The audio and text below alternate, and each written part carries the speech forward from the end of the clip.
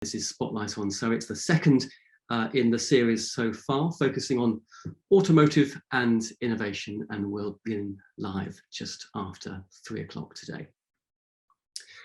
It is an opportunity to learn more about how the county continues to lead in innovation and across the automotive sector, but also explore how other businesses can benefit too.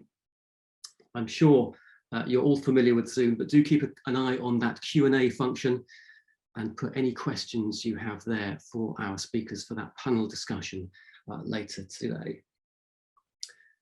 As I mentioned, this is the second in our Spotlight on Surrey events. The first focused on recovering from COVID. A third event now is planned for July 14th, so do put that in your diary, and that will take an in-depth look on the green economy and decarbonisation. So let's begin today's conference, and let me just welcome you all to this, the second in a series of Spotlight on Surrey events. It's led by Surrey County Council and in partnership with Business South. We've had some 150 plus registrations for today's event, which will focus on innovation and the future of automotive. Surrey, of course, has a long and proud history of being at the forefront of developing technologies. Now, in addition to hearing from business leaders, the event will feature a panel discussion, and delegates will be invited to take part in that later this afternoon. So some housekeeping to begin with, things that you'll be familiar with, of course. The event is being recorded and will be available on the Business South YouTube channel. Please use the question and answer function during the event to put questions to our panel later. And a link to the agenda will be posted during the chat. And of course, closed captions or subtitles are also available throughout. Social media, of course, please follow Surrey County Council and on LinkedIn and on Twitter at Surrey News. And there's a few hashtags for you to remember too. Hashtag Spotlight on Surrey on your screen now, hashtag Automotive Surrey, and hashtag Innovation Surrey too. So to start with, we're going to hear from Amanda Soloway. She's the current Member of Parliament for Derby North and is Minister for Science, Research and Innovation. And she's very kindly recorded this opening message for us. I'm delighted to have the opportunity to speak to you today at the Spotlight on Surrey Innovation event, kindly hosted by Surrey County Council. The pandemic has shown that innovation will not only be critical to the UK's economic recovery from COVID-19, but also to the UK's long-term growth and productivity. Innovation has been vital to the United Kingdom throughout the pandemic, from developing world-class vaccines and the NHS ventilator challenge to collaborative R&D programmes, including the Advanced Propulsion Centre, driving the electric revolution and the Faraday Battery Challenge. These are all ways that I've seen individuals and businesses adapt to these unusual circumstances in unique ways. Innovation to me is about turning great ideas into economic growth and social value. It's about translating discoveries into new products, services and jobs which create positive change across all of the United Kingdom for businesses, public services and wider society. Since being appointed as Science Minister in February 2020, I've had the pleasure of overseeing the publication of the R&D Roadmap, which set out some of the priorities for boosting innovation across the United Kingdom and led to the launch of the Innovation Expert Group. We're working with the group and cross-government to develop the upcoming innovation strategy for publication in the summer. In my role, I've also had the privilege of working with remarkable individuals and businesses from across the innovation ecosystem and attending events like today to hear a wide range of great ideas from organisations at the forefront of innovation activity. It is these great ideas that will be integral to drive forward our ambitions, and I'm in for a truly innovative nation. I look forward to hearing more about the fantastic work that is happening in business across Surrey to support the UK's position as a world leader in innovation and the automotive sector. Amanda Soloway there, the Minister for Science, Research and Innovation. Our first speaker today is Tim Oliver from Surrey County Council. As many of you will know, Tim has an extensive background in business, charities, education and local government. He also chairs Surrey Heartland's Integrated Care System Board, with a focus on improving health and social care. Tim is central to a bold vision for improving health and social care in 2030 and to make sure everyone in the community is supported and no one is left behind. Tim, over to you. Thank you very much, Alistair. Good afternoon, everybody, and a very warm welcome to the second Spotlight on Surrey event. And as you've heard from Alistair and indeed from the Minister, today we're going to be focusing on innovation. Innovation is something that Surrey is well renowned for and has a long history of. You know, you may or may not know that in Godalming had the first electric street lighting in 1881, and indeed Ada Lovelace, who was the world's first computer scientist, lived in Esher in 1835.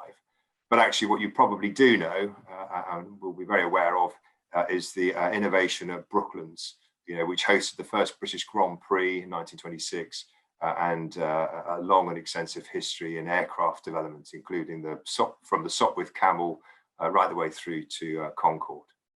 You know, and that innovation continues today. We've got the University of Surrey's 6G Innovation Centre and the Connected and Autonomous Vehicle Labs are absolutely changing how we communicate and how we move around.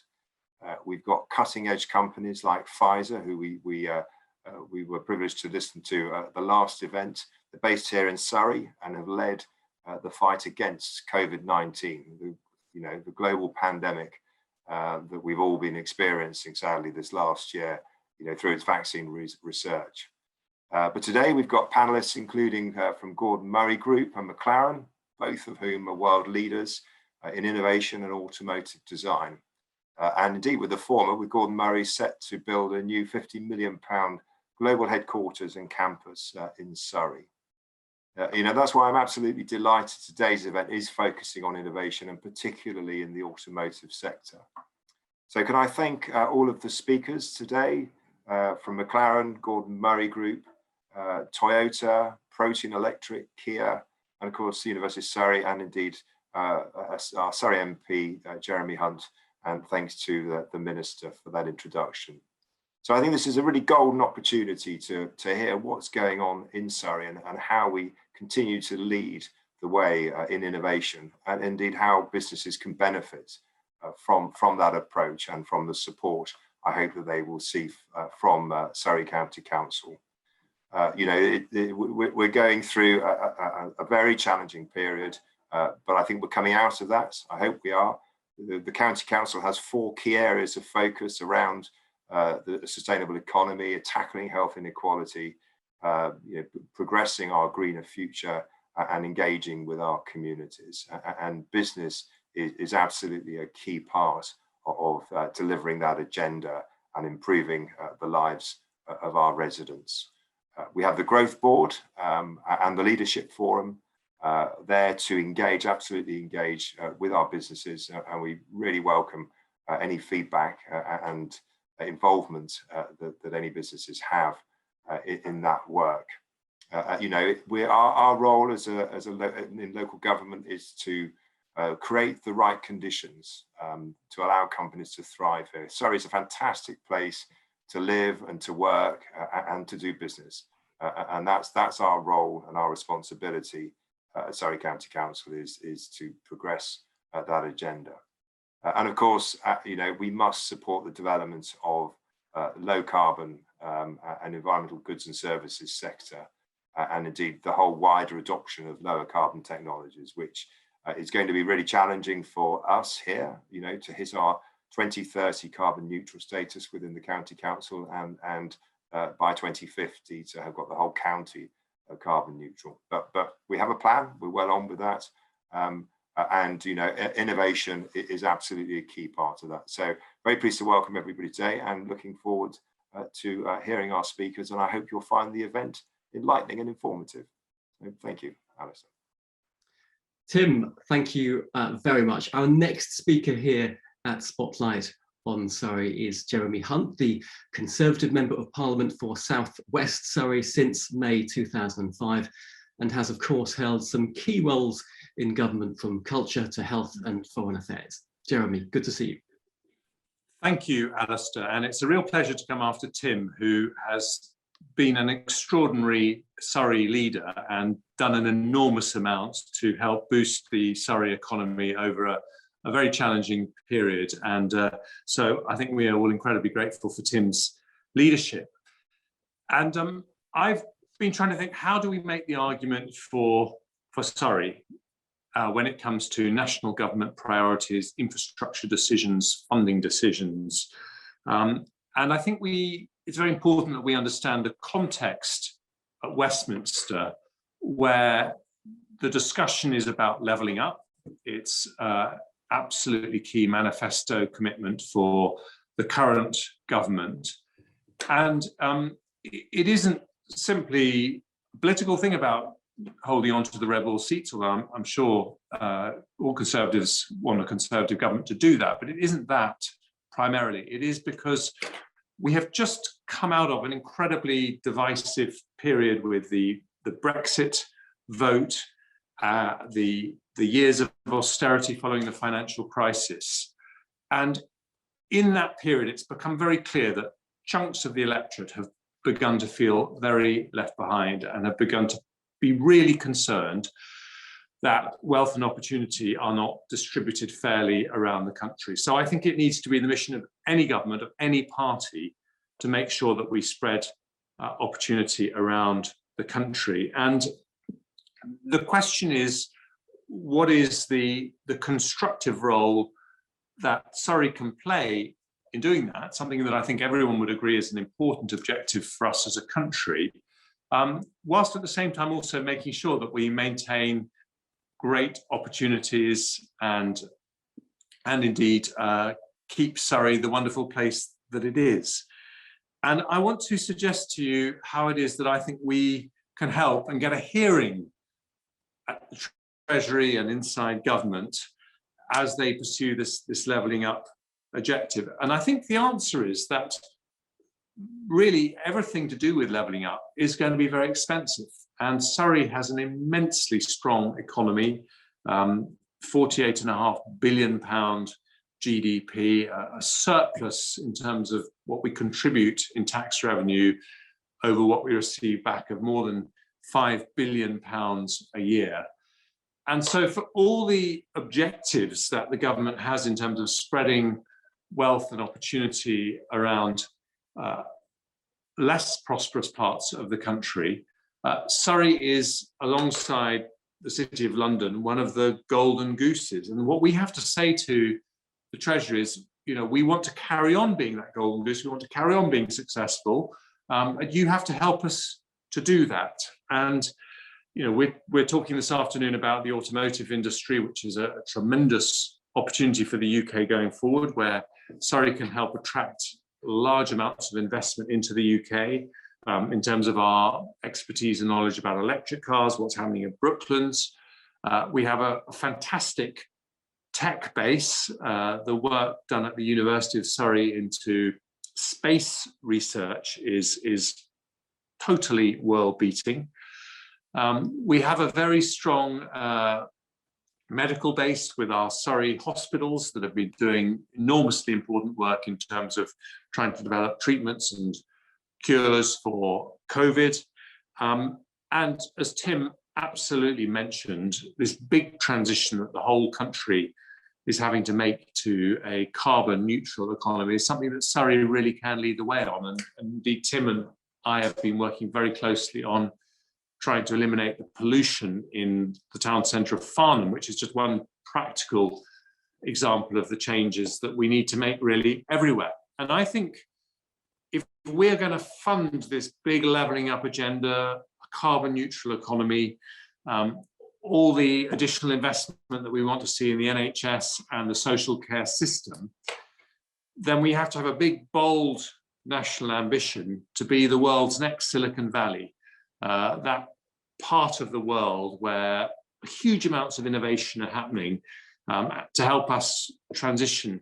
And Surrey can really play our part in doing that. So, I remember how when I was first elected to Parliament in 2005, there was a thought that Gordon Brown might be very anti-bankers and the City of London. But we soon realised actually he wasn't at all, because he realised the City of London was funding all the extra public spending that he wanted to commit all over the country. And in some ways, I think it's the same paradigm for Surrey. I think once you start to look in the cold light of day as to how we are going to fund all these important promises the government has made for all over the country, you realise Surrey and London are going to play an absolutely central role in making it possible. So I think that's how we need to make the argument, and I stand ready to play my part as a local MP in making sure we do just that. Jeremy Hunt, many thanks for joining us here at Spotlight on Surrey. Jamie Corstefen is our next speaker. He's Director of Product Strategy and responsible for the definition of Mclaren Automotive's future product roadmap. He joined Mclaren in 2011 and has been with them since it became a major competitor in the supercar industry. Jamie. Thank you, Alistair. Can I just firstly check you can hear me okay?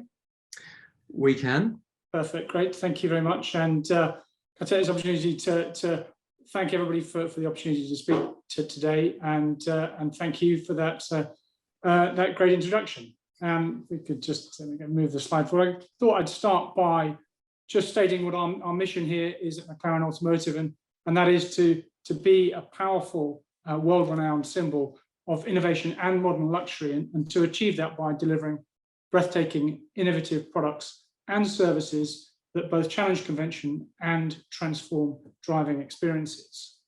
To give you some background on Mclaren, clearly Mclaren has been capturing people's hearts for nearing 60 years now, but actually Mclaren Automotive, at least at the scale that we now operate, is still a relatively new part of our business, having been established in just 2011. The business, or the Mclaren Group, actually comprises 3 business units.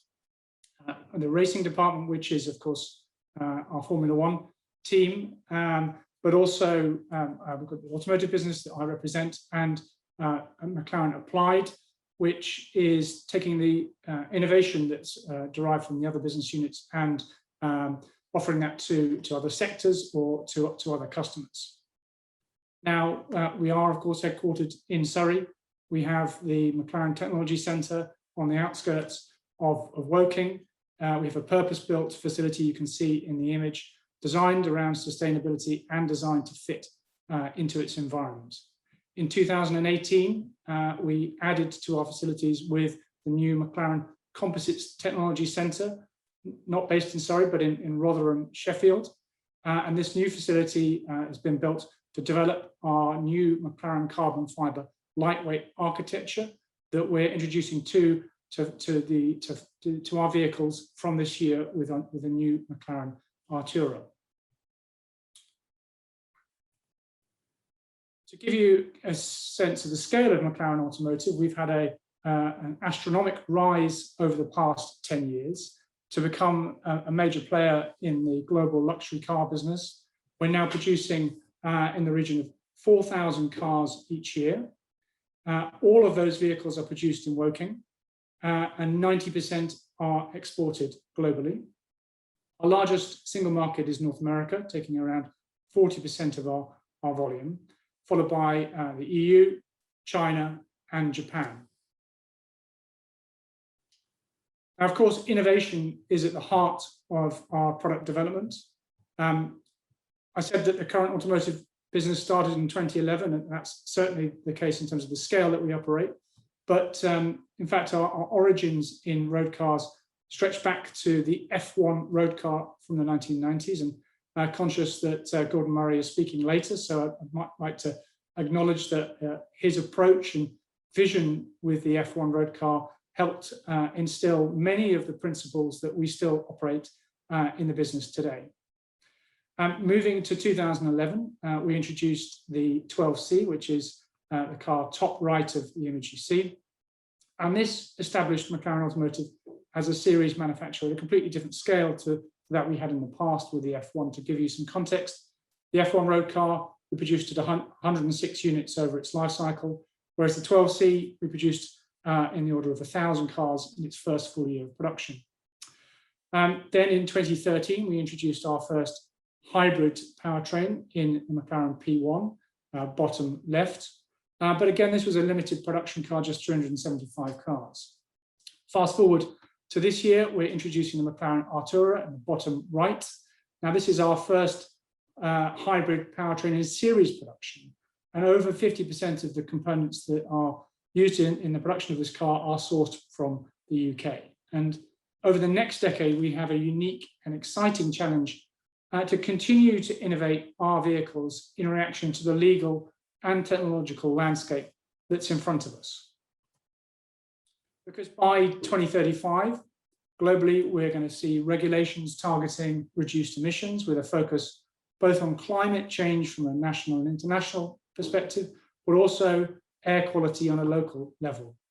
Connectivity will become an increasingly prevalent feature, especially in the area of advanced driver assistance systems. And we're seeing increased digitization, both in terms of the design process that we use here at Mclaren, in the end product itself, but also within the consumer experience. And there's also a sector-wide trend across manufacturing, focusing on the circular economy, creating efficiencies in production and reducing waste. Automotive manufacturers face an innovation-based challenge to support the moves to combat climate change. The Paris Agreement being just one example, but also, as I've said, air quality levels at a local level. While globally the direction of travel is aligned, the speed of movement and the policies that are being discussed to achieve net zero do differ quite significantly by market. And for us, with a global customer base, our challenge at Mclaren is to ensure that our product range caters for the differing timescale and the associated customer wishes and desires that goes with those timescales. Furthermore, in the automotive sector, the length of the development timescales required and then the subsequent product life cycles mean the planning horizon for manufacturers can stretch to multiple decades. So one of the challenges we face is the fast changing policy landscape within this area. But there are key enablers that can support us and the wider sector in this transition. In recent years, governments globally have increased funding to support the automotive sector's transition to net zero. In the UK, the government has focused funding through the Automotive Transformation Fund, the Faraday Challenge, and via the Advanced Propulsion Centre to support innovation around powertrains. Mclaren is focusing on three key areas. Firstly, the area I'm going to talk about today, which is innovation and the continued development of our hybrid engines, also developing improvements in battery technology in terms of range and weight, but also an eye to alternative fuel technology. In the skills arena, the industry has been focused on internal combustion engines, and this quick transformation will require a progressive and joined-up approach to enable mass reskilling. And thirdly, the supply chain has a key role to play in supporting technology development. We need to ensure our suppliers have access to government funding to support their requirements as well as ours. To expand on our planned innovation in electrification, we will continue to develop our V6 and V8 hybrid platform over the next decade, with a focus on increased electrical range and reduced weight. We envisage that all our road-going models will feature this technology by 2026, so in advance of the phase-out of pure internal combustion engines in many of our key markets, and that we see that this technology will continue through to the middle of the next decade. But in parallel, our plan includes the ability to introduce battery electric vehicles in the second half of this decade. However, regardless of powertrain, as the technology being added to our cars increases, or cars in general, Mclaren's long-standing expertise in lightweight engineering and packaging efficiency means that we're well placed to deliver cars that continue to thrill our customers while requiring less energy to do so. Because improving efficiency of the vehicles will require more than simply a battery, and we need to innovate to find these solutions. Advanced materials such as carbon fiber can play a key part in this transition, providing lighter and more efficient vehicles. In 1981, Mclaren revolutionized the construction of Formula One racing cars with the creation of a carbon fiber monocoque chassis. In 1993, we transferred this technology to a road car in the iconic McLaren F1. And since 1981, McLaren has not built a car without a carbon fibre chassis. But since that first road car in 1993, we have significantly improved the production process of our lightweight solution. We've reduced the production time from 4,000 man-hours for the F1 road car to 4 hours for the 12C that we introduced in 2011. And now, with the introduction of the Mclaren Artura, we've reduced that production time again to just a single hour. On completion, the carbon fibre chassis are shipped from Sheffield to the McLaren Production Centre in Woking, where we begin the process of hand building our cars. The Artura is the most fuel efficient McLaren ever produced, over 50 miles per gallon, just 129 grams of CO2 per kilometre, and the convenience of 30 kilometres of electric running, all in a car weighing less than 1,500 kilos. While the industry is facing the same glide path to net zero, we at McLaren face the additional challenge of adapting our supercars to make them exceptional. We need to maintain the emotional engagement our cars offer and the attributes that we know our customers love, the sound, the steering, and the feel of the cars.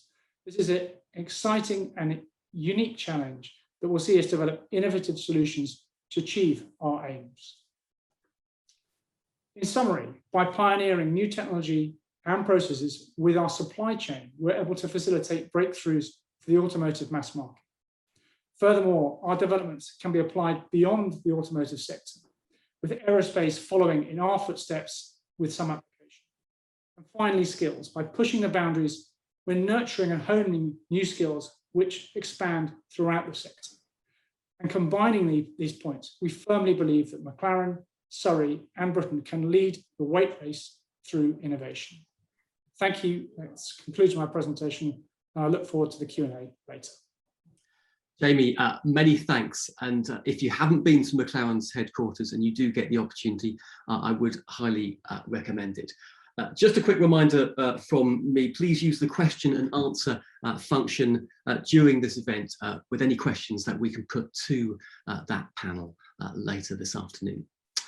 But next, I'd like to invite Andrew Whitehead to join us. He is the CEO of Protean Electric, where he has extensive commercial and technical experience. Prior to joining Protean, Andrew helped lead Honda F1's engine development in Europe and has worked in motorsport businesses in Europe and the US. Andrew, thank you. Good afternoon, and thank you, Alistair, for the introduction, and thank you also for the invite from the organisers. It's great to be speaking here alongside such esteemed panelists.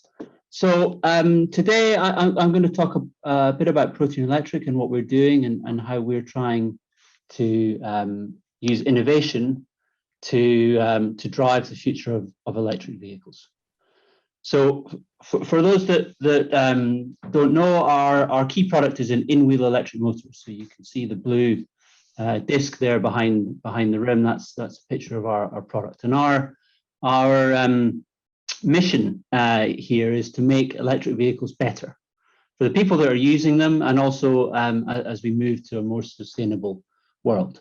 And when we talk about innovation, there is a kind of archetypal thought that innovation has got to be technical. And of course, we're an engineering business, so there's a lot of technical elements to it. But I'm also keen that the innovation is also about the business and market. And we have to understand that.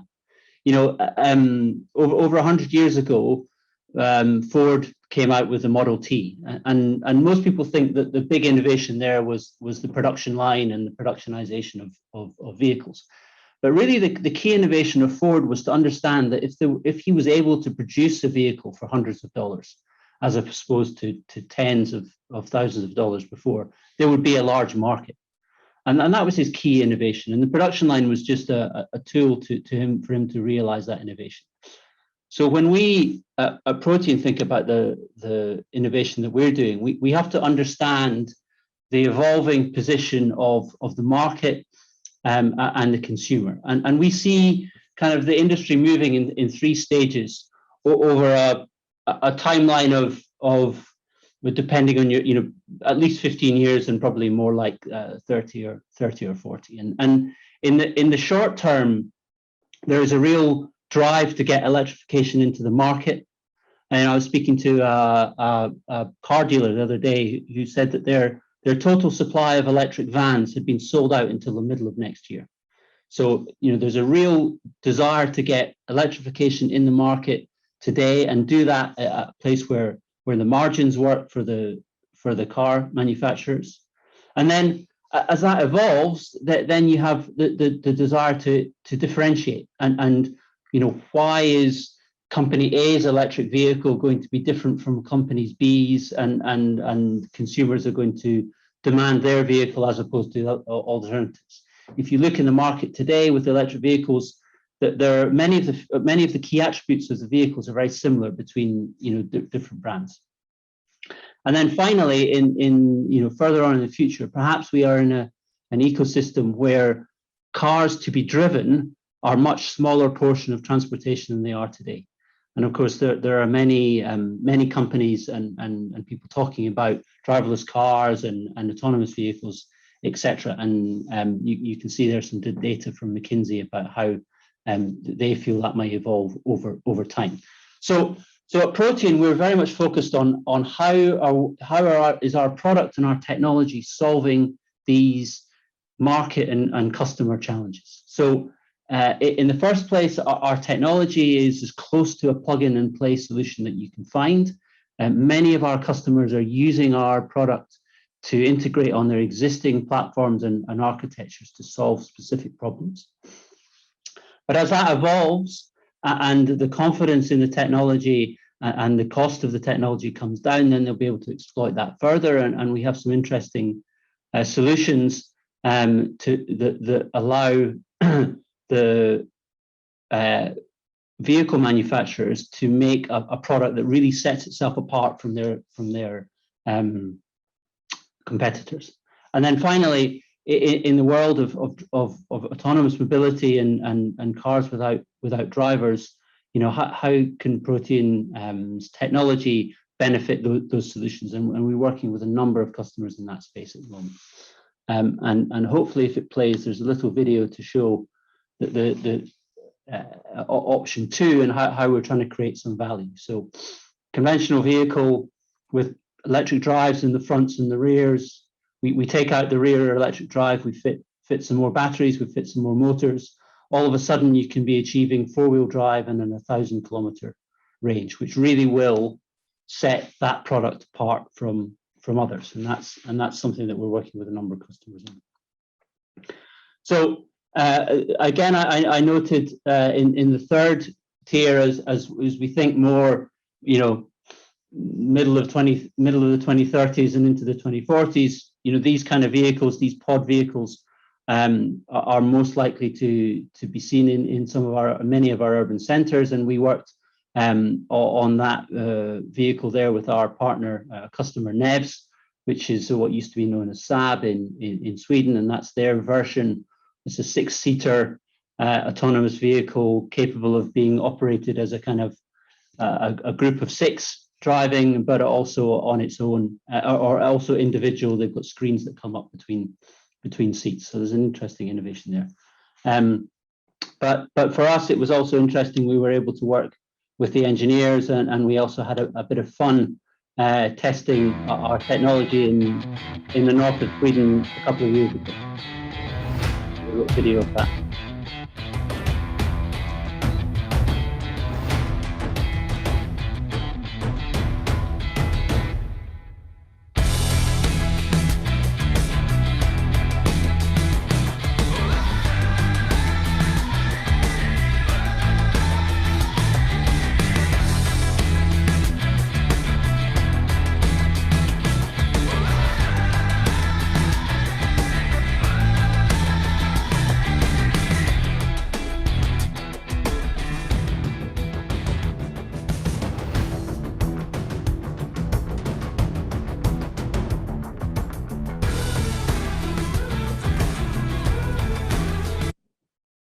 So obviously the tank turn there is a little party trick that you can only really do if you have independent control all four wheels.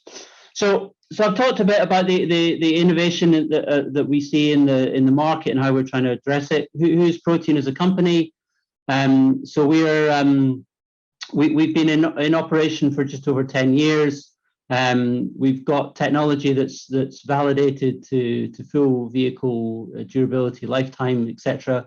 We're now part of the Evergrande Auto Group under NEVS. We're based here in Farnham in Surrey, but we have operations also in China and in the USA.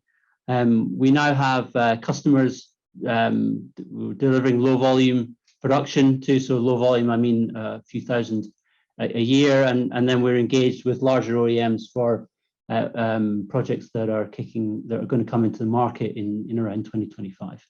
We're about 150 around the world today, and between us we've managed to get over 200 patents thus far.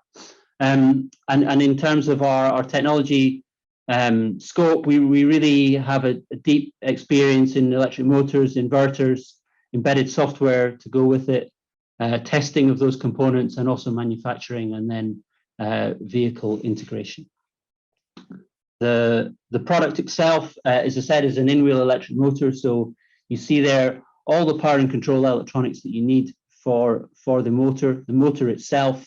All that's integrated to fit inside the wheel. The version you see there is an 18-inch product, and we package that alongside suspension components and braking components, the wheel itself, obviously, and the wheel bearing.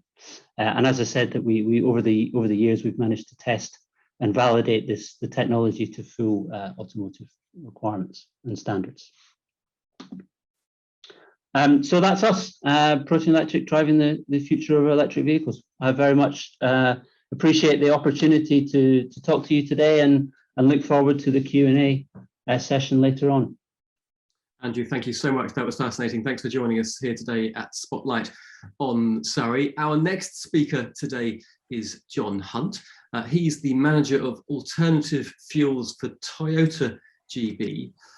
John has worked in the industry for more than 30 years and has been responsible for the commercialization of the Toyota hydrogen fuel cell electric vehicle program here in the UK. John.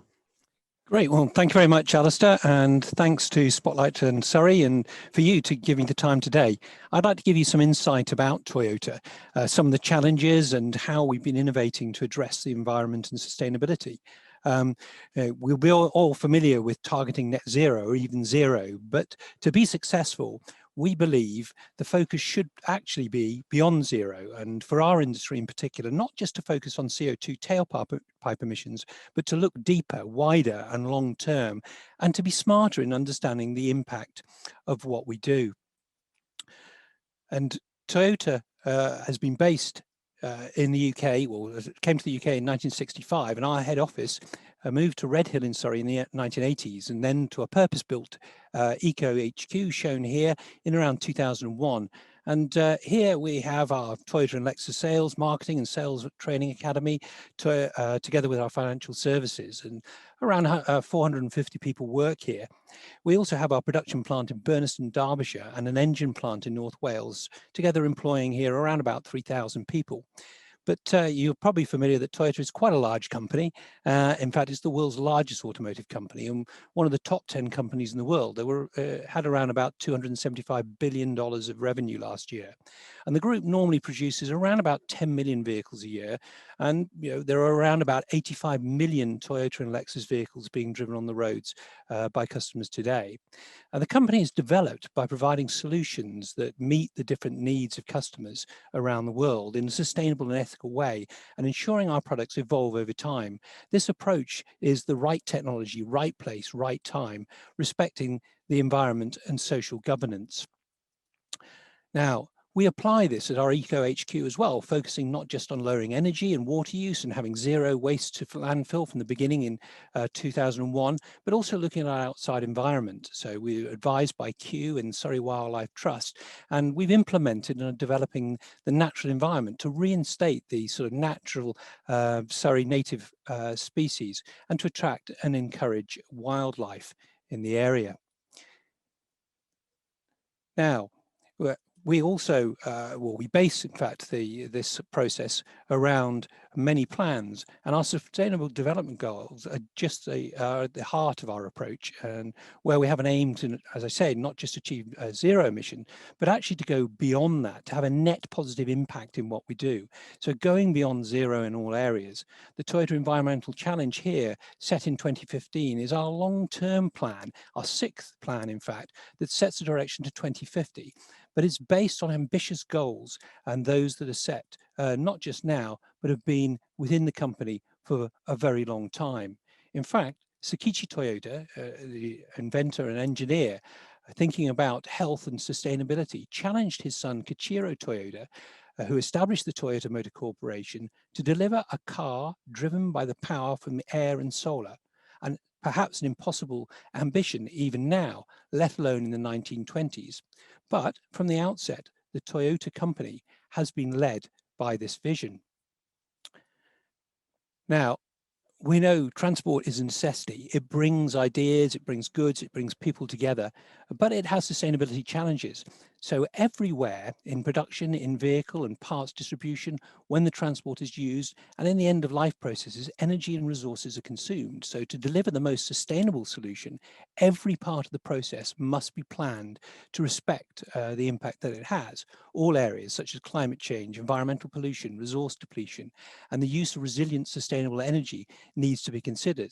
And addressing these issues is not easy. And for Toyota, the first breakthrough came in 1997 with the launch of the Prius. This was the world's first mass-produced full hybrid electric vehicle, and addressing sustainability needs was the reason Toyota created it.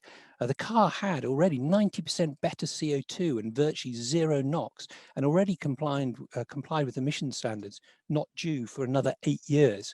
So significantly, the launch also made clear that the technology was designed to be modular, allowing it to accommodate future zero-emission technology as it became viable. And the press pack even explained how it was already being used with hydrogen fuel cell power. Now, it's important to understand that all electrified vehicles share the same core electric powertrain components: electric motor, battery and inverter, or power control unit, essentially. And a full hybrid electric vehicle generates electricity on board from regenerative braking and petrol, which is the energy carrier. So this lowers the emissions because smaller, lightweight and efficient systems can be used.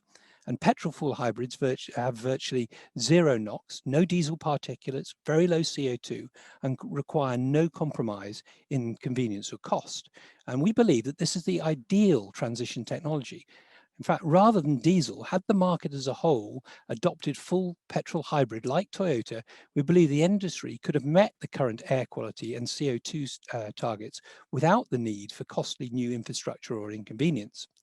Plug-in hybrids are the same, use the same systems, but they can be plugged in and have electricity generated elsewhere, transferred into a larger battery for more zero-emission miles. But the only real benefit is when they're plugged in regularly. And battery electric vehicles, they have all their electricity generated externally and transferred into a very large battery. Fuel cell electric vehicles operate as a hybrid, but use hydrogen gas as the energy carrier, and they create electricity on demand in the fuel stack. They produce nothing but the same amount of water that was used to create the hydrogen in the first place. And the big difference in these technologies really is how and where the electricity is generated, and physically the size, weight, cost, and chemistry of the battery. And the extraction of these battery resources, the requirements for refining, manufacturing, recharging on demand, and recycling is a very important factor in the whole life impact of any vehicle. So for products to be in demand, they've got to meet customer needs. So economic, convenient for the user, capable of doing the required job. And this is very challenging. Even in a developed economy, it's unlikely that any one solution will satisfy the needs of every situation, even in the future, as is the case now. But it's worth thinking about this from a customer point of view as well. For the product to be in demand, it must meet the customer needs, economic, convenient for the user, and capable of doing the required job. And this is very challenging, even in a developed economy.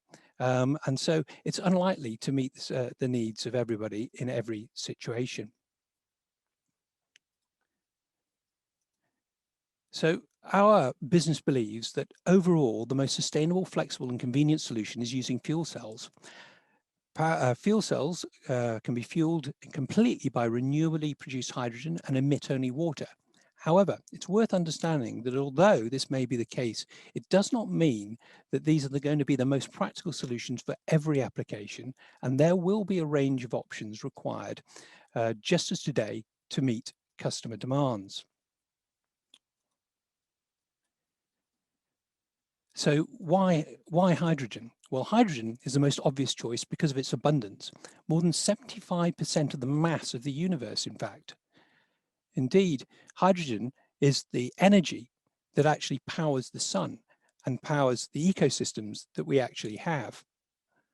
For hydrogen itself also can be used to produce fuels and store in different ways that energy to be used later, particularly overcoming the challenges of intermittent renewables such as wind and solar power. So hydrogen can be put through a fuel stack where, in a chemical process, the hydrogen gas is combined with oxygen from the air to form only pure water and electricity, which can then be used essentially for any purpose. So Toyota's been working on this for around 30 years and has proven the technology works both in vehicles and the hydrogen refueling infrastructure. In 2015, the first generation Mirai, the world's first mass-produced dedicated fuel cell vehicle, was launched and established the technology and refueling infrastructure. Over 11,000 have been sold worldwide. 191 are actually on the roads in the UK. And we have the main refueling infrastructure concentrated in and around Surrey at Cobham, Gatwick, Teddington, and Heathrow. These stations built actually by the ITM company based very near Mclaren's carbon fibre headquarters up in Rotherham. Now, the new generation model was launched this month with lower costs as well as improved performance, equipment and style. Now with a range of over 400 miles and minutes to refuel, it is as convenient and easy to use as any conventional vehicle. What's equally impressive is that the process in a fuel cell not only produces pure water, but it also cleans the air. With the new generation model, the process is enhanced with a specific filter that can remove pollutants such as sulfur dioxide, nitrogen dioxide, and even the PM 2.5 millimeter fine dust. And a car that cleans the air as it drives and leaves nothing behind is going beyond zero. The objective, way back, of Toyota's Motor Corporation. And there are many crossover advantages that can be achieved with the fuel stack system. The same stack can power virtually any vehicle. The Toyota Kitano bus, shown here, being trialled in London last year, has the identical first generation Mirai fuel stack, carries 62 passengers, can travel over 250 miles, and can be fueled in less than 9 minutes. But that's not all. This system can be used across all types of products, from 44-ton trucks to rail and to maritime and other stationary applications. Toyota's roadmap, a mobility roadmap, is to provide the appropriate technology for the appropriate use and environment. The roadmap covers all technologies and reflects the transition that's needed to meet the different goals across the world. But to achieve sustainability, we believe there's a need to develop an integrated hydrogen-based society. So Toyota is not only producing vehicles, but building the woven city, shown here. A sustainable hydrogen-based city is an incubator and for demonstration of every new technology where people will live and work. So adoption of hydrogen-based economy will allow this integration to be sustainable, and in transport will enable both battery electric and fuel cell electric vehicle transport needs. It is, we believe, an ethical and sustainable pathway for our future, and one that goes beyond zero. And I hope that this will be the case here in Surrey in the future. So Thank you very much. John Hunt, thank you, the Manager of Alternative Fuels for Toyota GB. Well, joining us here at Spotlight on Surrey next is Helen Mutter. She is the General Manager for Product and Production Planning at Kia. Helen has spent over 20 years in the UK automotive industry across a variety of sales and marketing roles. Helen, thank you for joining us. Thanks, Alistair, and thank you everyone for the opportunity to talk today as well. Just a little background before I kick off about my current role at Kia. As Alistair said, I've got responsibility for our UK vehicle lineup, which obviously includes our growing portfolio of electric vehicles. I only have 10 minutes, so this is going to be a little bit of a whistle-stop tour, so strap in. But in terms of what I'm planning on taking you through this afternoon, I was going to talk a little bit about our base in Surrey, a bit about background information on our growth and our evolution in our time here, our ambitions for the future, and then finish up on a bit of an insight into some of the electric vehicle technology that's coming to the market in the near future. Before I start with that though, if you look here at our brand slogan, movement that inspires, you'll hopefully get a sense that evolution and development are a really key part of our ethos and underpin all of our determination to be a leader in new technology and mobility solutions.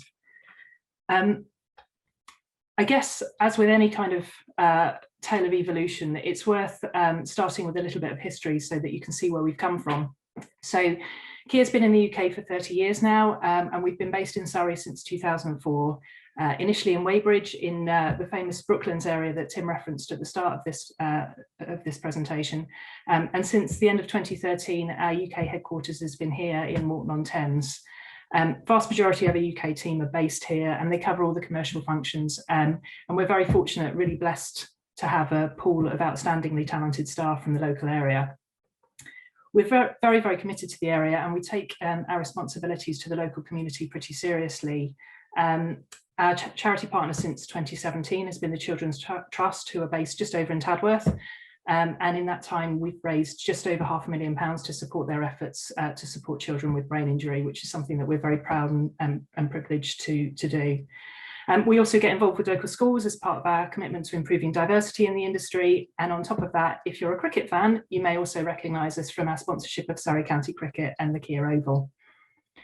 Over the time that we've been in Surrey, it's been a hugely successful area for us. Our business has grown really significantly. And you can see, if I set it running, this graphic takes you through from 2012 to today, and it shows how the UK car market has evolved over that time. UK is a hugely competitive market, but as you can see by the blue bar here, we've been continually improving our position in that market. And that's really been driven by investment in products and in technology. We're really proud of the range that we offer. It's very diverse, from small city cars right through to electrified crossover vehicles. So we feel like we've got something for everyone. And obviously the technology can evolve through the range as well. More recently, the powertrains that we've offered have also changed. And as for most manufacturers, we started out supplying purely internal combustion engines, but we've extended our product range and now have a wide range of electrified vehicles. Position to be one of very few manufacturers who are able to offer the full range of electrified products, so hybrid, plug-in hybrid and fuel cell full electric vehicles. And through our wider group, we also have access to research on hydrogen fuel cell vehicles. So hopefully you can see that we're taking the transition to eco-friendly technologies very seriously. As you can see here, over the last 3 years, the proportion of hybrid or electric vehicles that we've sold in the UK has increased really dramatically. As for the whole of the UK car industry, obviously COVID had an impact on our sales volumes last year, but the encouraging thing for me looking at this slide is that firstly, we're bouncing back really strongly, and secondly, that the proportion of electrified vehicles has continued to grow, and we've got really big plans to continue to drive that upwards. Whatever we do and whatever decisions we make, we try to have customers right at the heart of that. So at the moment, for those who want to explore electrified vehicles, there's a very straightforward transition process available, from internal combustion to either hybrid or plug-in hybrid, or indeed making the change to a full battery electric vehicle. Up until now, those EVs have been evolutions that have been based on existing models, and we've had some really great results from that. Our e-Niro won the What Car of the Year award in 2019, and that was the first time that a battery electric car from any brand had ever won that award. And I think it was probably recognition that it took away a lot of the range anxiety that customers had previously felt about EVs, and perhaps for the first time provided an EV that had all the capabilities that you have or that you need in a family car at an accessible price as well. But we want to go further again. So we've got what we call Plan S, which is our strategy to establish ourselves as leaders in electrification, mobility services, connectivity and autonomy. So all the kind of cool future stuff, if you like. We've got a really ambitious programme of product R&D, and anyone who's listening today who's involved in automotive will understand it's a business that operates at a really massive scale. It's part of what makes it so much fun to work in. And we're investing around $25 billion by the end of 2025 to establish leadership in vehicle electrification. By 2026, that means we'll have a full lineup of 11 battery electric vehicles.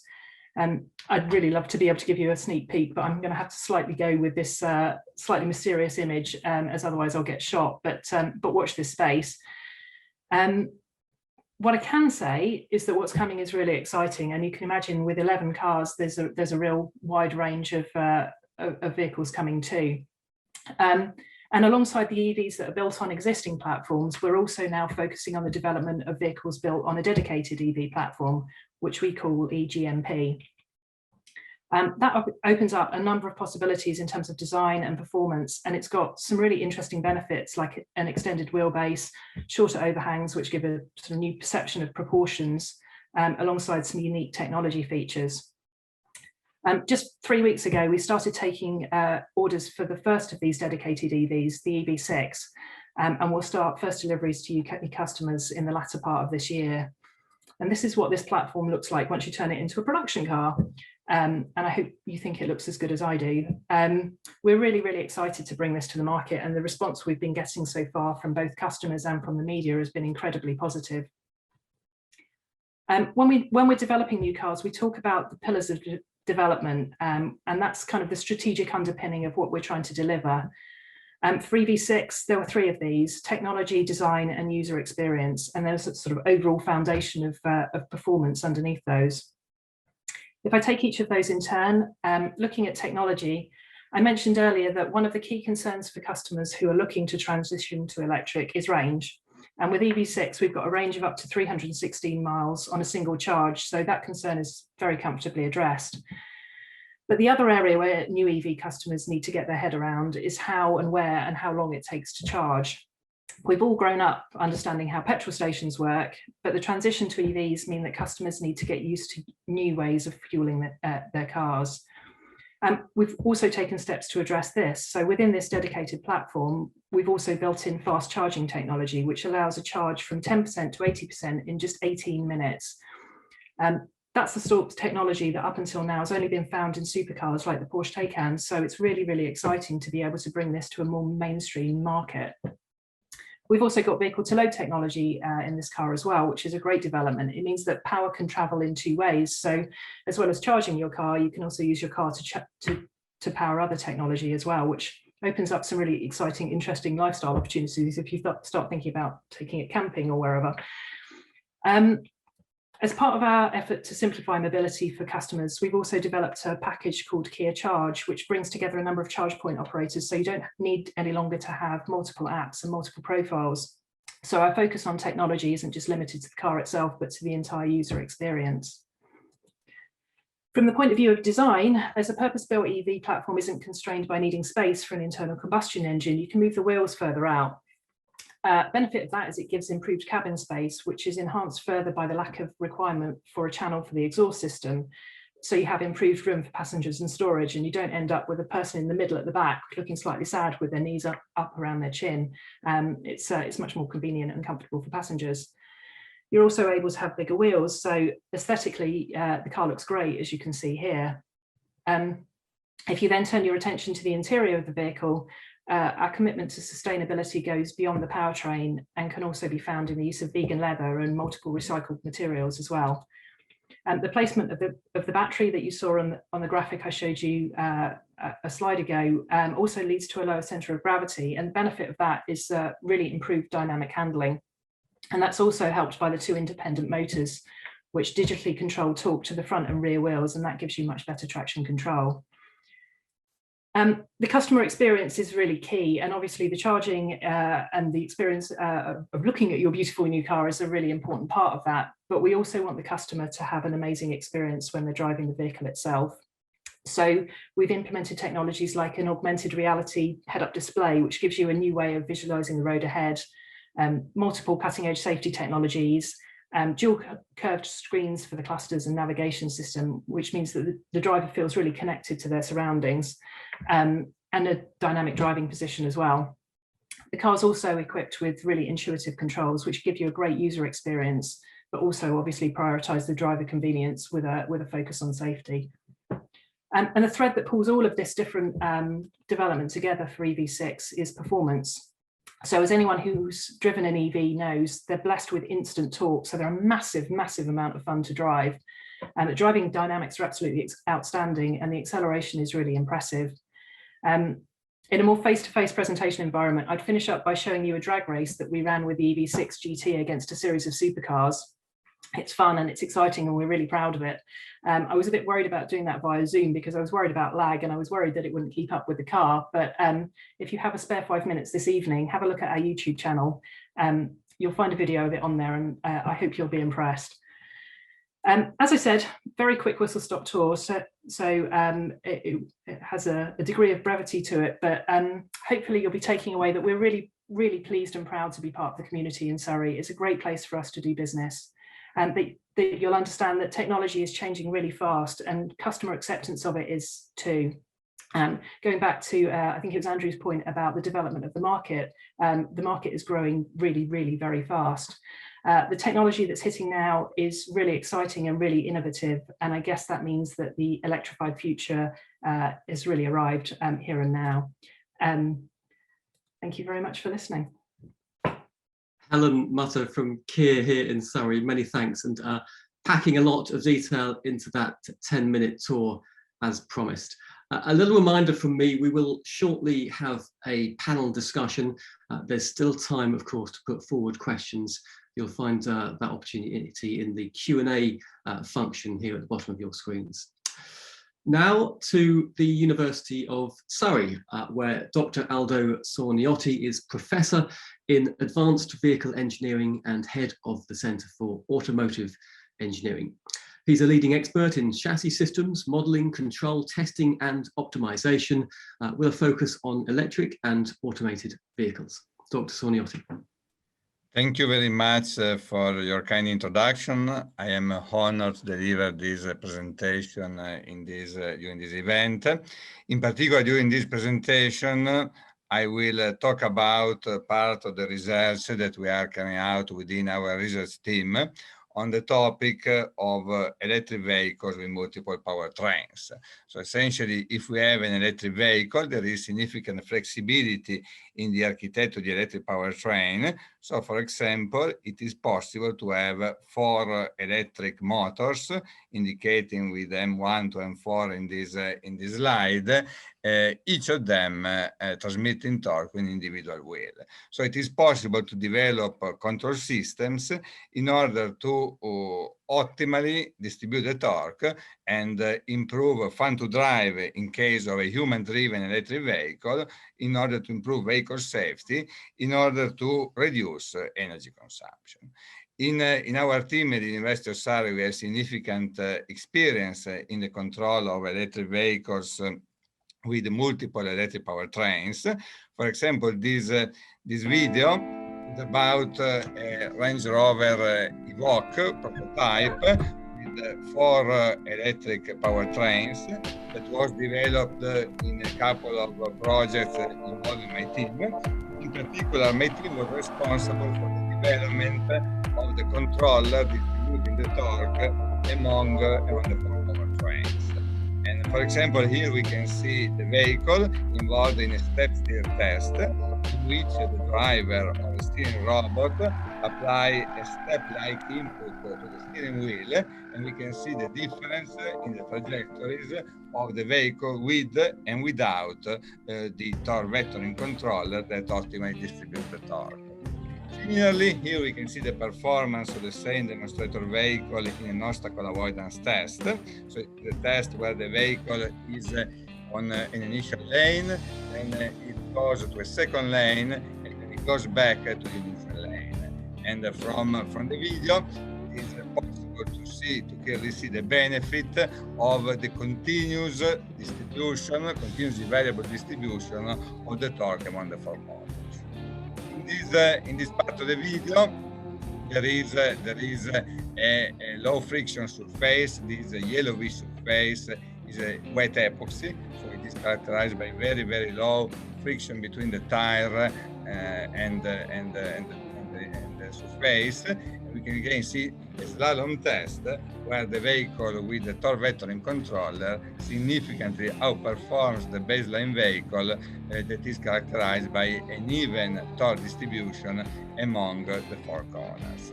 In this part of the test, the cones have been located on the boundary between the high and low friction part of the proving ground, and as a consequence, there is a different number of wheels in high and low friction. This part of the video is about a so-called hitch angle control function. So the trailer is a normal trailer, but we use the torque vectoring controller of the towing car in order to reduce the oscillations of the trailer in extreme maneuvers, such as this obstacle avoidance test, or in sinusoidal steering test. So it is possible to see that the oscillations of the hitch angle of the trailer are significantly reduced by the intervention of the controller. In the last part of this video, we can see a sinusoidal steering test in which, without the controller, we have a resonance of the trailer that significantly oscillates. So this video should have given you an idea about our typical activities on vehicle dynamics control. Now, in the second part of this presentation, I would like to provide some hints regarding the current research developments on my team. For example, on the topic of automated electric vehicles with multiple motors, we are developing a new generation of vehicle stability controllers. Any car that is on the market nowadays is equipped with a stability controller actuating the friction brakes. But whilst the current generation of stability controllers are normally based on rather complex multi-layer control structures that target the control of variables such as the so-called yaw rate of the vehicle, when we consider automated vehicles, we could develop stability controllers that use the friction brakes and the electric powertrains to directly track the reference path. And we have actually, in some of our past industrial collaborations, explored this kind of option. For example, this video is about an electric and automated vehicle prototype doing obstacle avoidance test. In this video, the vehicle uses only the front axle, the steering axle and the front axle to follow the reference trajectory. And as a consequence, there is vehicle spinning in the second half of the obstacle avoidance test. Whilst in this second video, we have also implemented a stability controller that facilitates, through the continuous electric motor control, the tracking of this obstacle avoidance trajectory. Another topic on which we are working in the area of automated vehicles is the development of novel stability control paradigms. So, for example, let's consider a road intersection scenario. Let's suppose that our vehicle is automated and it is the blue car in this top view of the road intersection. There is a red car coming from the left.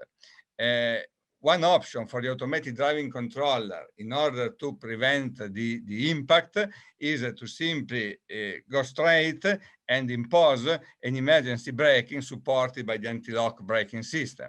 But in this case, if the red car doesn't brake before the road intersection, it would have an impact. Another option would be to have a steering action imposed by the automated driving controller supported by a state-of-the-art current generation vehicle stability controller. the current generation vehicle stability controller would keep the blue car stable, so the car wouldn't spin, but nevertheless, we would have an impact. A third solution, that is the solution that is evaluated in our current research, is to solve this scenario by having a vehicle stability controller capable of pushing the vehicle beyond the limit of handling. So to implement a rally driver style maneuver with a large size dip angle and low trajectory radius in order to preempt the impact. And that's the reason why in my team, we are working on controllers that provoke on purpose the operation of the vehicle at very large values of size dip angle in extreme conditions, because these kind of studies can facilitate the operation of vehicle stability controllers at the limit of handling.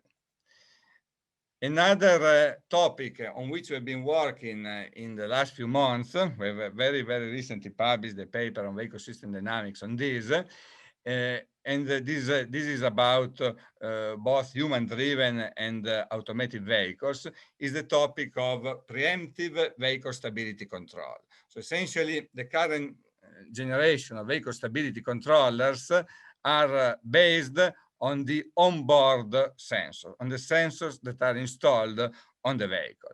Now, what we are proposing is to use the localization of the vehicle. So essentially, we know the position of the vehicle in the road scenario, and to use from the navigation system the expected trajectory of the vehicle ahead in order to preempt the vehicle stability control function. So when we are in a scenario like this, where the human driver, tends to enter a corner at excessively high speed, a conventional stability controller would intervene when it is already too late, when the vehicle is within the corner with a significant size dip angle, and then the driver would possibly be unable to follow the desired trajectory.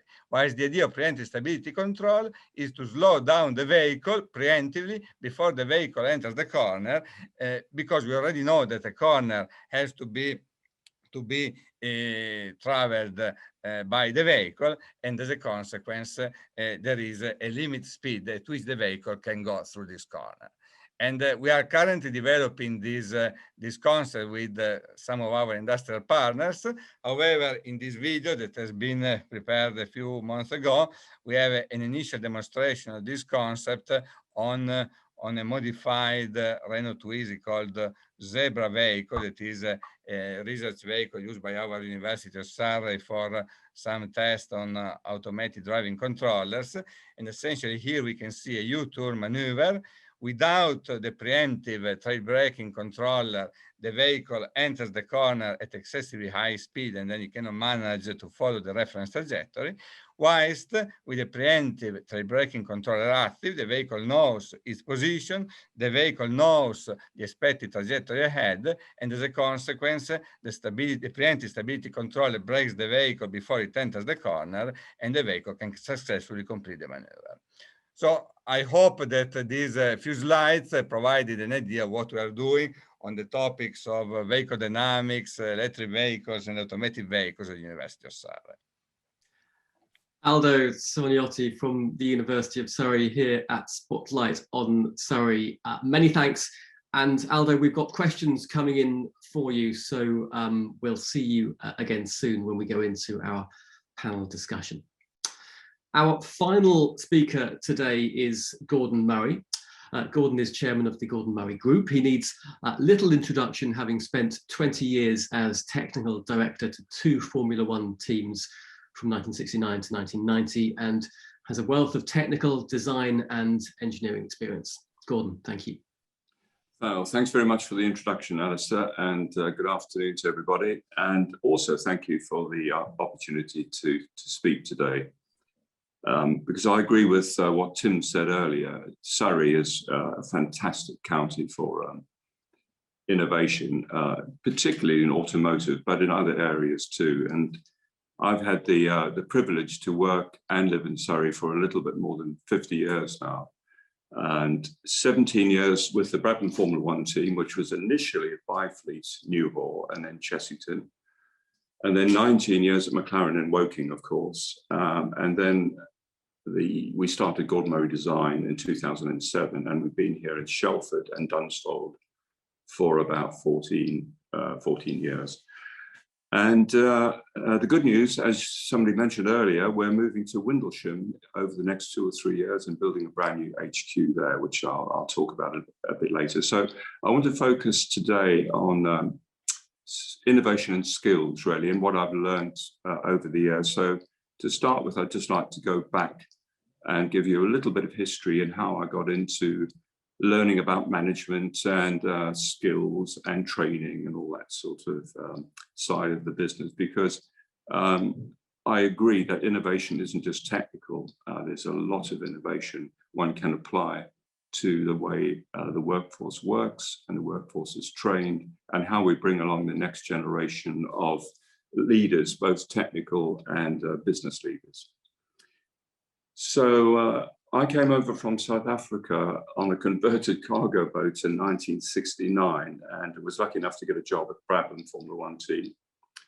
And in 1970, and within 2 years, I was made, Bernie Eccleston bought the company, I was made chief designer. So I had to start managing the design office. And then by 74, I was made technical director, and I found I was running the business.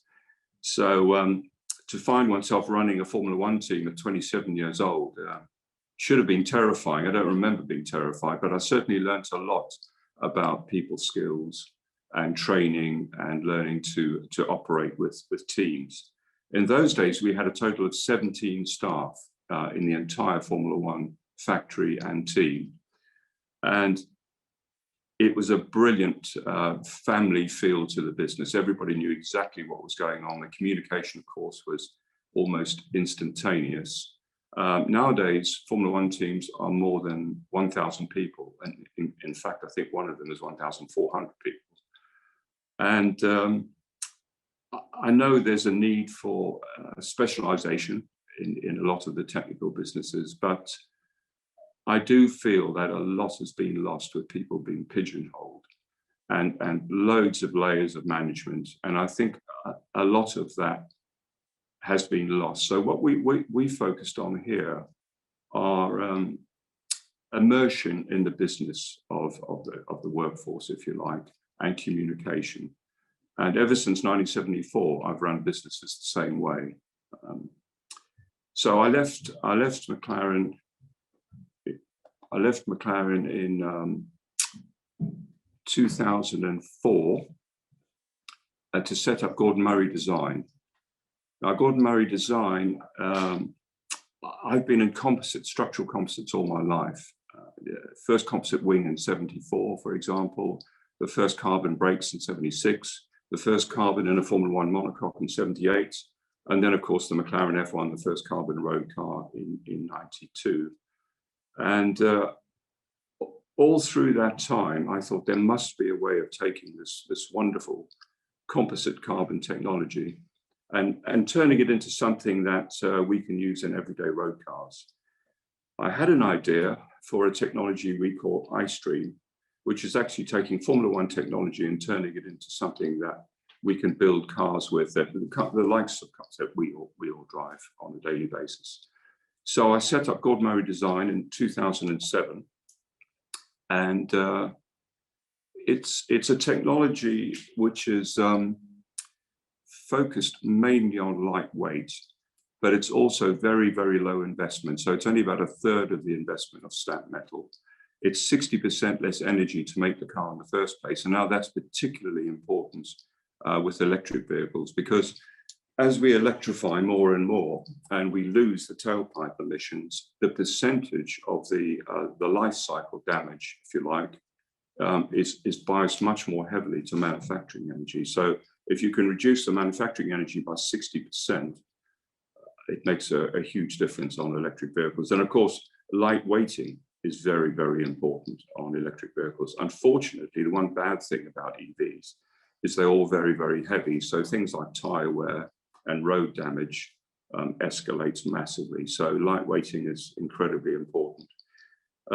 This chassis technology is also very flexible, and our business model is we license this technology to either startups or OEMs. And just before the COVID pandemic, we were actually working on 5 global platforms with OEMs and startups. This particular image, we were building a car for Yamaha. This is T26, this was an electric vehicle, and it was a full 150 kilos lighter than its opposition, if you like. So we spent a long time focusing on that in GMD.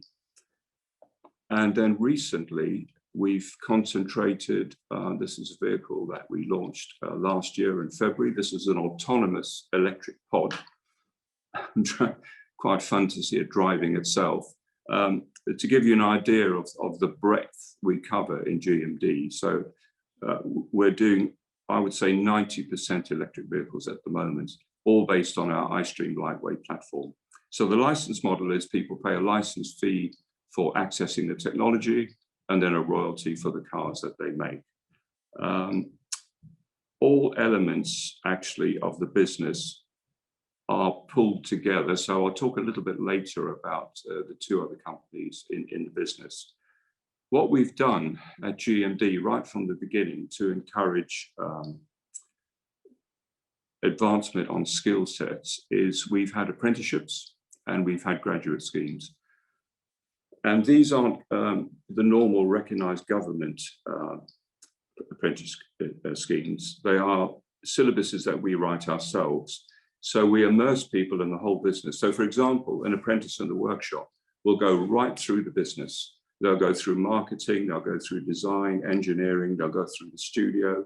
And likewise, a graduate upstairs in the design office will spend a few months down in the workshop, getting a full appreciation of how things are put together. And that way, by immersing people in the complete business, people get a very good understanding about how the business operates. And it also brings along the future generation of leaders and technical leaders in particular. So we try and keep the sort of family feel and the communication really good. Somebody asked me once, what are the 3 most important things about running a business and running a business successfully? And I said, communication, communication, and communication. And just keeping people involved and understanding the business, I find makes a massive difference. We want to expand that further when we move to Windleship, but I'll come to that later. So that's Gordon Murray Design. The other business we started in 2017 is Gordon Murray Automotive. So we actually cover both spectrums. At one end, we're doing all the green technology with the electric vehicles and iStream manufacturing technology. And at the other end, we're doing a sort of a brand building exercise and a technology exercise with very low volume supercars. This is our first product, T50, which is a car we launched on the 4th of August last year, and it sold out in 48 hours, I'm pleased to say. And this is rarely a technology focus. And that all comes back. There's a lot of cross-fertilization in the business. So the electric vehicles benefit from the materials and technologies we are experimenting with and finding in vehicles like T50. And the next vehicle I'll show you is, to just get a little bit more extreme, it's also Gordon Murray Automotive. This is a track version of the car.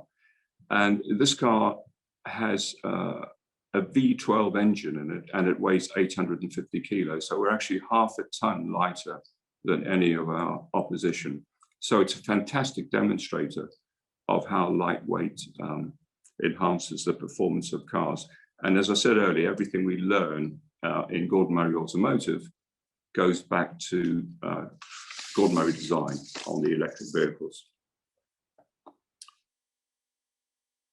We're actually going to complete the circle this year. We've announced we're starting an electronics company, and that'll be started in the next quarter of this year. And that actually completes the circle. So that's Gordon Murray Electronics, and that will support, of course, Gordon Murray Design with the autonomous and driven electric vehicles we're working on for customers. And it'll also support at the other end of the scale, Gordon Murray Automotive with our future cars, which of course will have to go towards electrification in the near future. In 2 years' time, we plan to make that an outward-facing business and bring in customers from the electric world. So this business is going to focus on the latest battery technology and, of course, powertrain, but once again, mainly lightweight.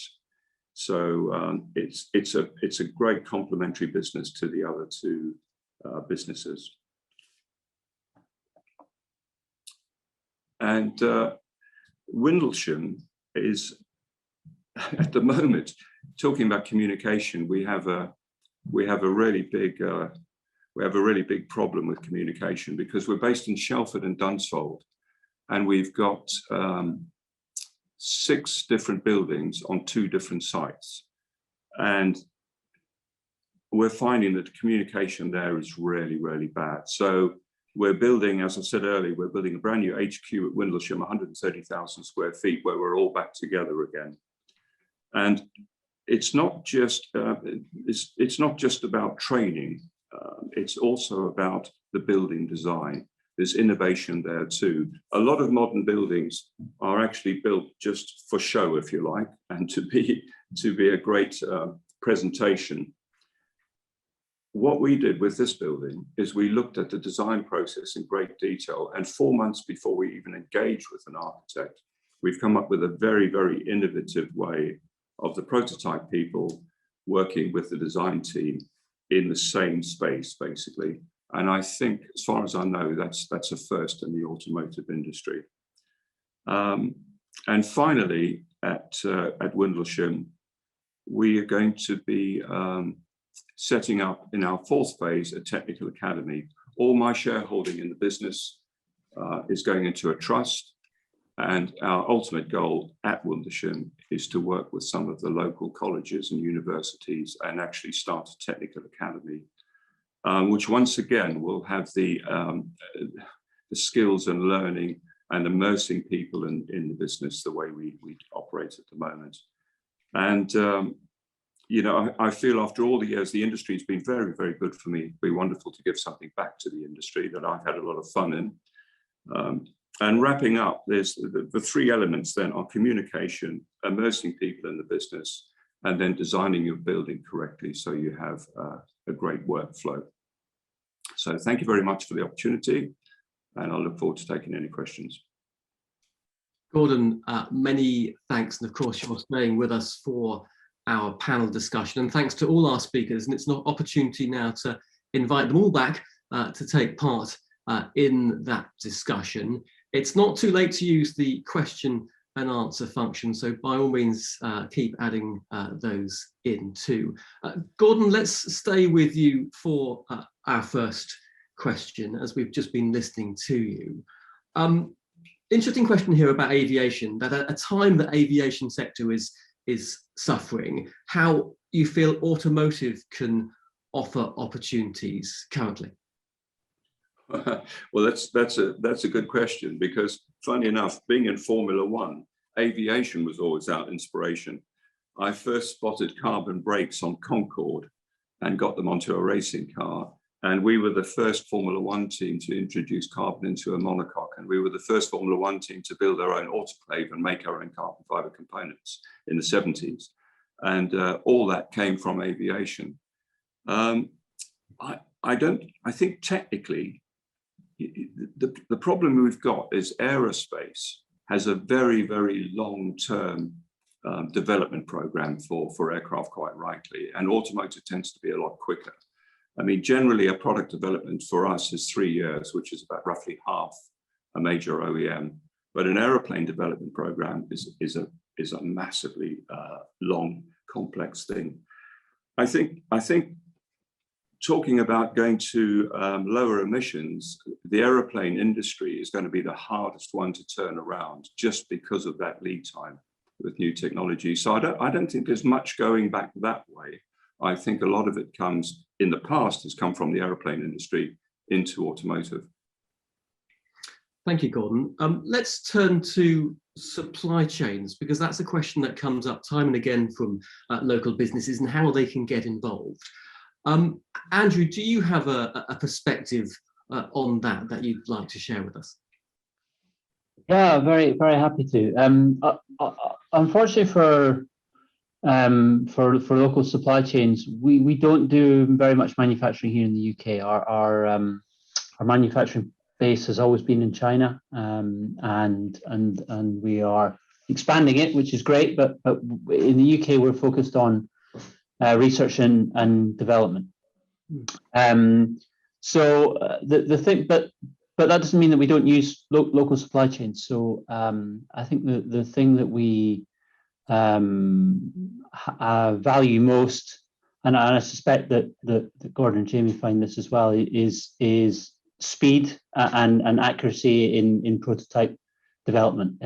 There's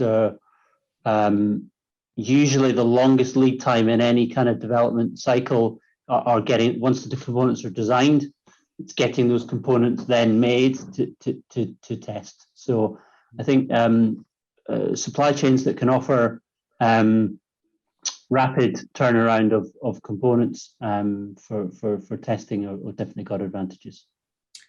Jamie, I'd imagine that you'd have something to add on this topic too.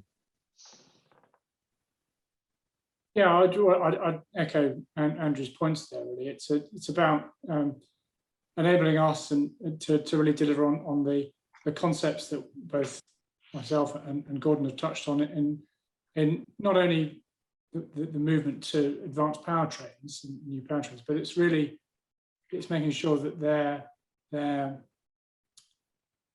cultural approach to designing components and supplying components has a lightweight, packaging and efficient philosophy to it, and that's what we look for in the suppliers that we select, and it's something that we're assessing alongside the commercial parameters. So it's making sure that they've got the appropriate attitude to help with the products that we want to bring to market. Jamie, just staying with you, there's a question specifically about EU mandated speed limiters that's come in and how that will affect the supercar sector from 2022. Also something that I'm sure Gordon could chip in with. Yeah, maybe if I start on that, I mean, I think firstly it's important to say that our customers are buying our cars for a variety of reasons, and the engagement and enjoyment that they take from the cars that they buy from us are, it's not just related to speed. It's all to do with the agility, the sense of engagement, and the feedback that you get through the steering and the pedals and I guess the sound of the car in certain circumstances as well.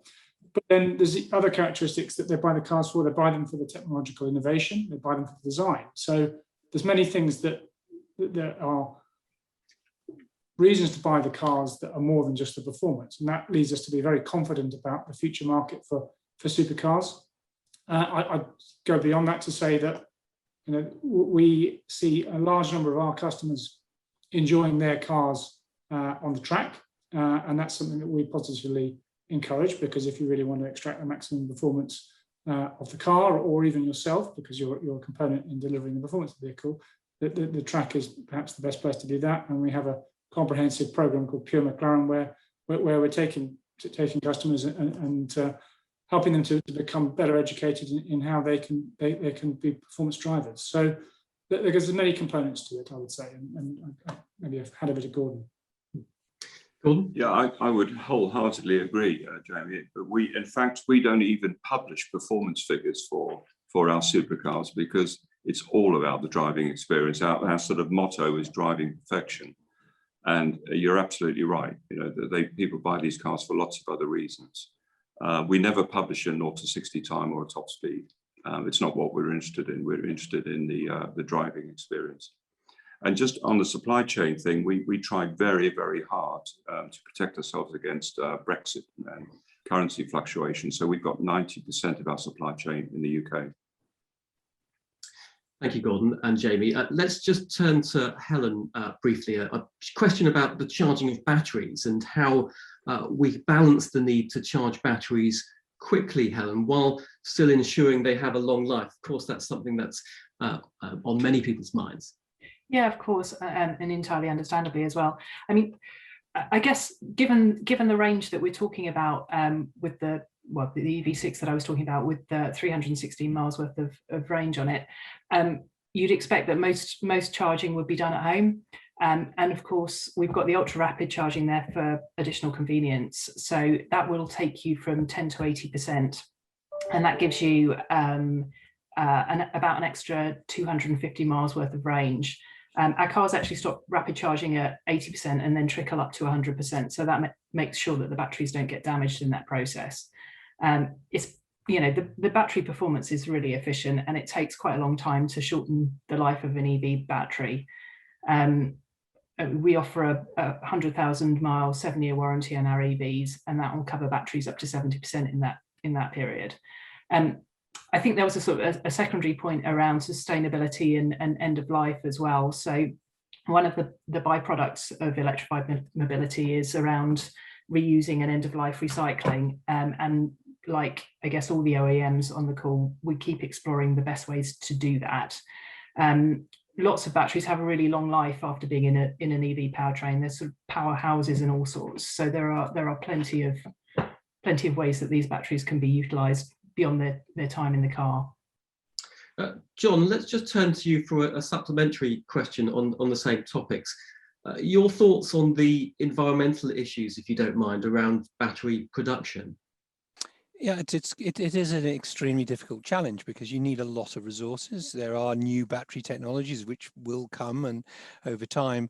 But I think, I mean, if I talk from a Toyota perspective, the philosophy has always been the smaller the battery, the better, if I can sum it up in that way. And that means that, you know, you've got a benefit of low weight in the vehicle itself. You've got a low amount of resource going in. Because it's a small battery, you don't have to charge it quite so much. You don't need that energy and so on. But if you take a hybrid battery, for example, so a full hybrid battery is relatively small, to do the same, and it's the same battery that is in a fuel cell vehicle. In fact, they're sort of pretty much identical. So low output battery. So you can make 50 times more hybrid vehicles with the same battery content as you can for a full single battery electric vehicle to do the same sort of performance. So we feel that it's, you know, we need to be very careful about building vehicles with bigger batteries than they actually need, because we can then look at the way we use these batteries better. And the second thing is actually the material content. So, you know, principally with our battery systems have always been based around nickel metal hydride, which is easier to recycle and manage. Lithium ion batteries have many advantages for charging and lightweight and so forth, but have a lot more challenges in recycling and reuse. And the concerns around how those are reused and the safety aspects of doing so are something that you have to be very careful about managing, particularly in second life, not just in the original vehicle. So it is a huge challenge. Batteries are needed for all types of electrification. So it's pretty much essential unless you've got a supercapacitor, which some vehicles do in terms of managing their energy storage, but it's a challenge. Thanks, John. Helen, do you mind if I bounce back to you? Because the question's just come in about a hydrogen model and whether Kia is developing something down that road. Yeah, so within our group, we also have some hydrogen fuel cell vehicles that are being trialled over in Korea at the moment, as I understand it. So it's not something that we have in the UK market at present, but it's certainly technology that we're aware of exploring and looking for options for the future. Super. Okay, let's move on to another topic that people are fascinated by. Aldo, this is really one for you. It's about autonomous vehicles and how close we are to them being commonplace. What would your thoughts be on that? Well, I think there are several levels of automation according to the ASA standard.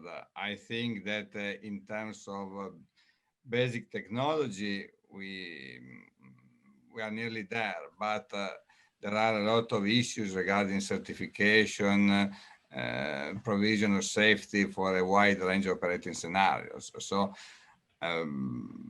personally speaking, I think that it will take several years before we can actually see fully automated vehicles. We are assisting a progressive introduction of forms of automated driving or semi-automated driving with progressive level of sophistication. But in order to have fully automated vehicles, it will take a significant amount of time, in my opinion. But maybe the other panelists can disagree or have different ideas. Aldo, thank you. Sorry, Andrew, were you going to? I agree with Aldo. A completely level 4 or level 5 autonomous vehicle is a while away. But there are a number of companies implementing a quasi what would appear to the user to be autonomous, where actually they have kind of safety drivers remotely connected to the vehicle. So we may actually see them in our city centres and our streets as kind of trials, but they won't. It will be a number of years before the AI driver is good enough to replicate fully autonomous human only, no human intervention.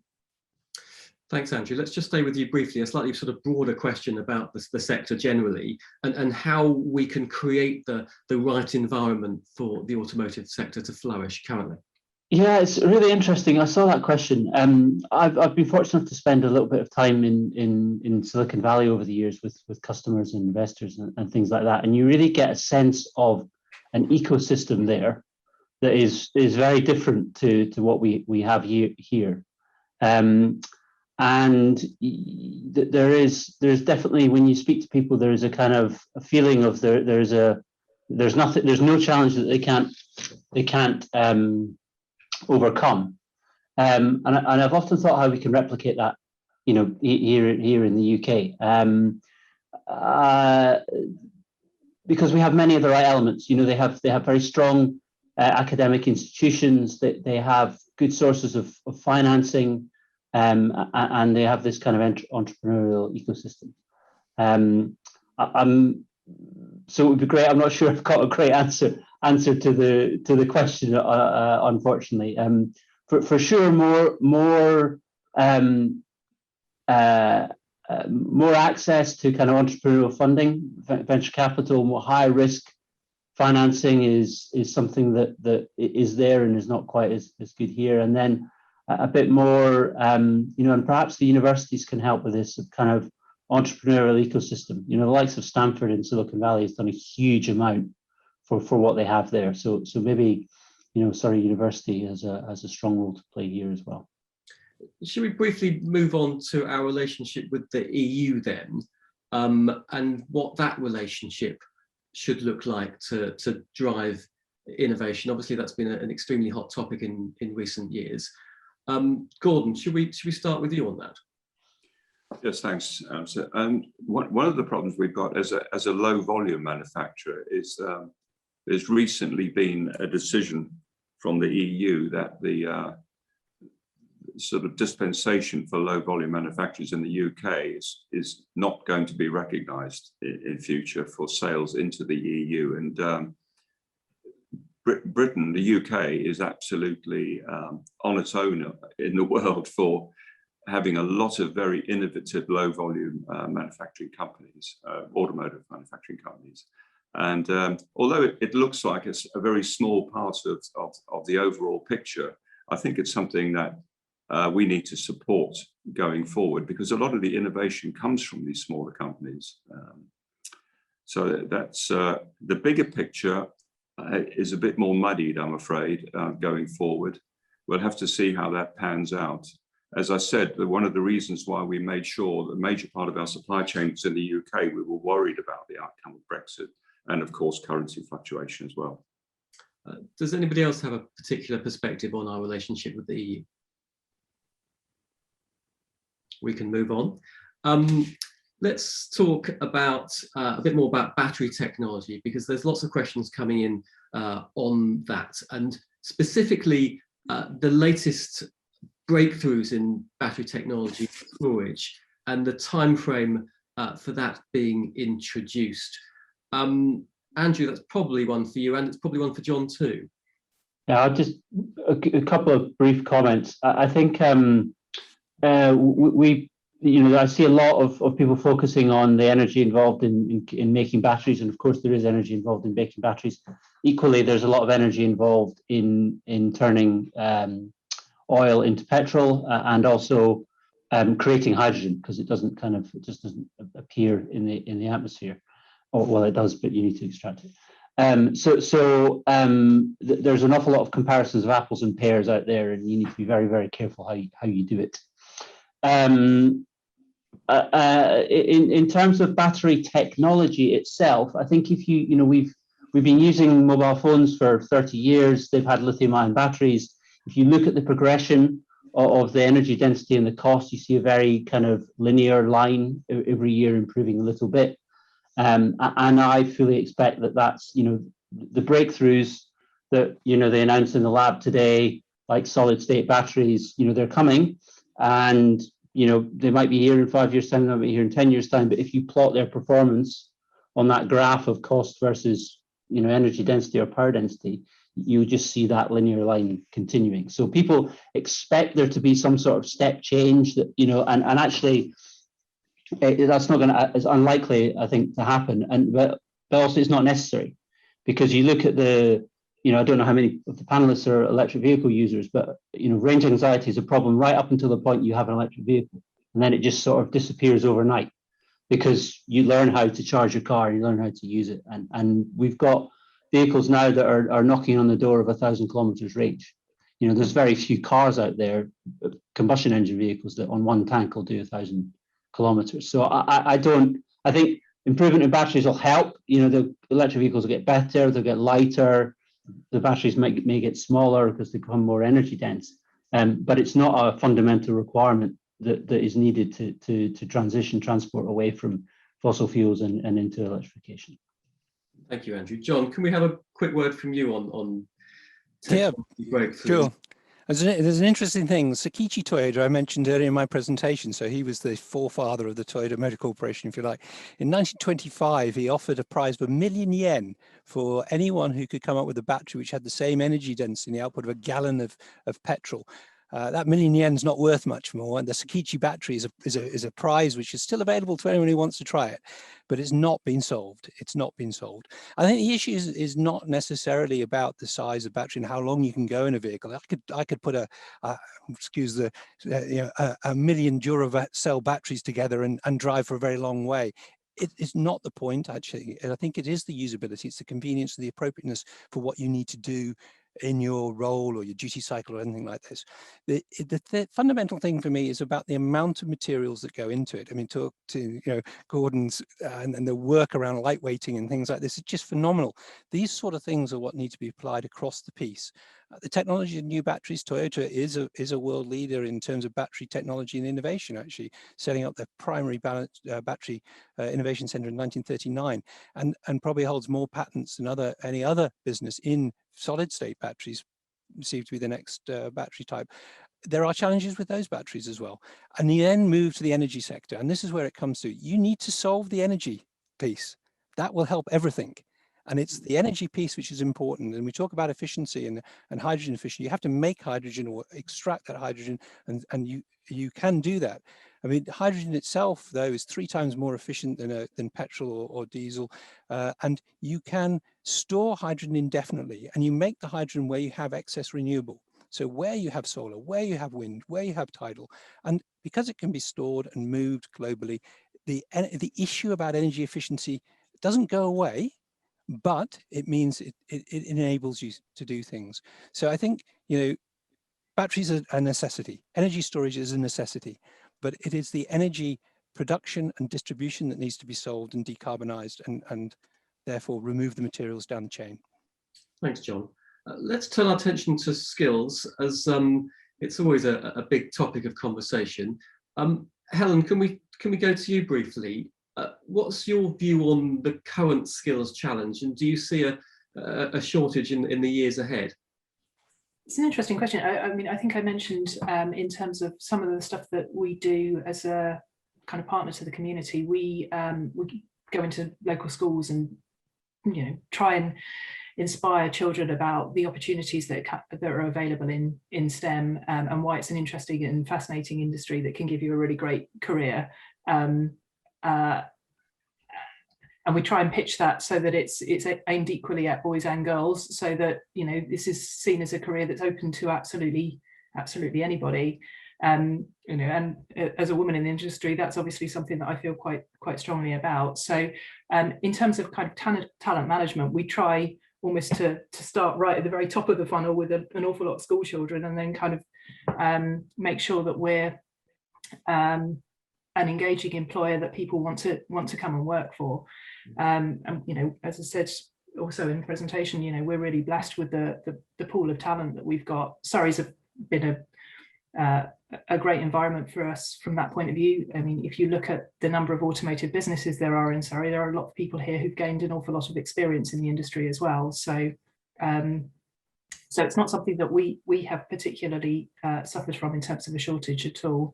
But you know, I recognise that trying to get children interested in STEM is an absolutely key part of making sure that as an industry we can continue to flourish in the future. Jamie, can we briefly touch on that with you too? Because I can imagine that's a conversation that you're involved in regularly. Yes, and it's a very similar story. I mean, we're very active in that area, and I guess, you know, we're blessed in that the products that the group produce, whether that's supercars, the Formula One teams' endeavours, or some of the applications through the applied division, that they give great platforms to engage with young people to provide some inspiration, because it is absolutely, as Helen says, it's about getting people into these industries or into these subjects so early, so that we're nurturing the skills for the next generation. I would also agree, it's not something we're particularly suffering from at the moment, but we recognise the need for the next generation in a sense. Gordon, let's just turn to you for what's likely to be our final question, and it's a general perspective really about maximising opportunities in the county, and how we can further work together in your perspective to really make the most of the local environment. That's what I said earlier. We're looking forward to moving to Windlesham, where we can really engage much more with the community, and I definitely want to engage with the local colleges and university. We already work with the University of Surrey quite closely, and we work with Brooklands College, but we want to broaden that out. And phase 4 of our development program is the Technical Academy. And I want to really investigate that thoroughly to see how we can make the most of it, and make sure that it develops in a way that it doesn't just help our business, but helps Surrey, basically, you know, and all the other businesses we have here. We've always worked very closely with universities and colleges. I mean, even back in the Formula One days, before we had our own wind tunnel, we used to work with Southampton University on that. We've worked with a couple of universities on our latest supercar, developing the sound and developing the electronic side of the car. I think there's already a pretty joined up, integrated approach in Surrey, but I'd like to see that move more towards the sort of skills and learning and training side in the future, and that's what we're going to be focusing on. Gordon, thank you very much, and thanks to all of our speakers joining us for that panel discussion.